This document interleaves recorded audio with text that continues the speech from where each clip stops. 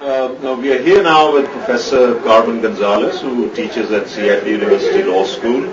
So Carmen, let me go back first. Critical race theory. When, where, when did it happen to you, and what did it do for you? It's something that I have been interested since the first articles were coming out, since the first books were coming out. Where were you? What time frame are we talking? I was actually practicing law, and I was thrilled that this was happening because when I went to law school, critical race theory had not yet been developed, with the exception of the word Derek Bell, of course, laid the groundwork for all of this. But Derek Bell was very much a voice in the wilderness. There wasn't too much else, too much being said.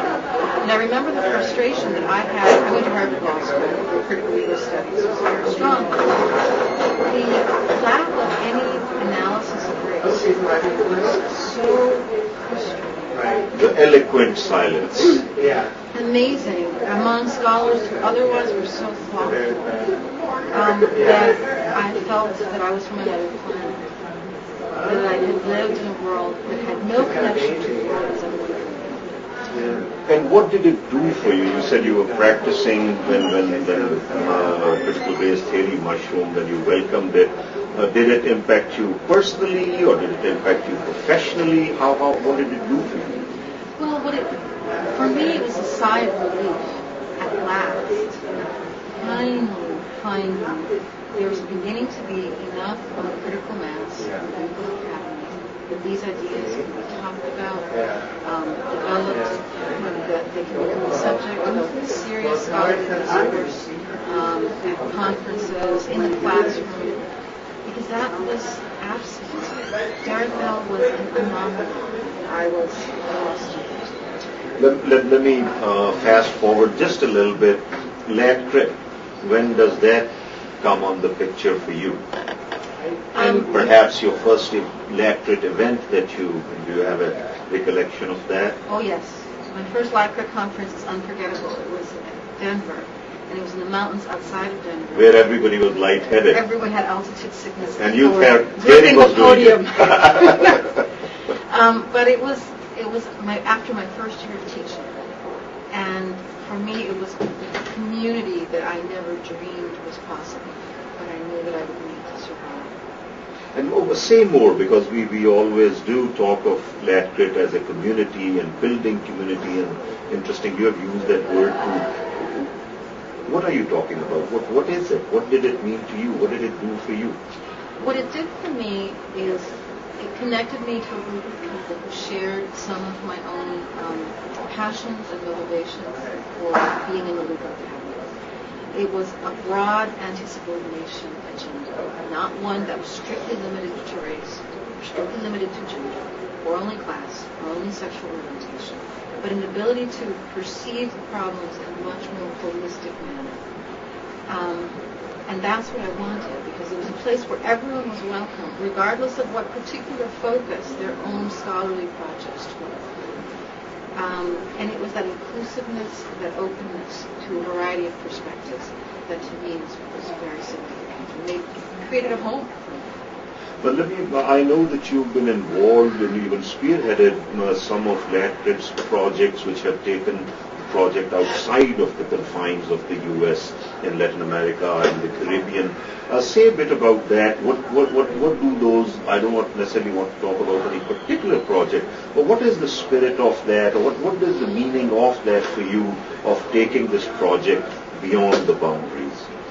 Well, there are many ways of taking it beyond the boundaries. I've taken it beyond the boundaries to other places in Latin America.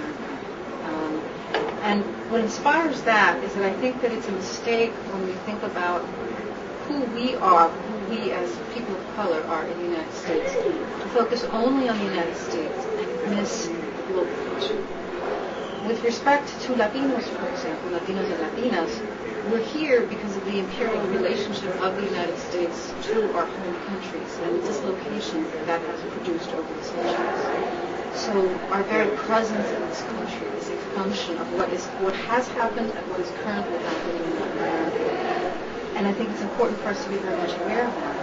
And I think secondly, part of the reason that we are constructed as a subordinate race in the United States has to do with the hegemonic role the United States has played in relation to Latin America with a larger imperial project. And so that they have to be connected, they have to be seen in relation to one another because this continues as an end. Sure. Now, this going there, what has it done for latcrit community or latcrit theory here? Has it been touched by that experience? That's a very good question because I think that this going there is very new. It's only in the last 3 to 4 years that going there has been very much a part of the agenda.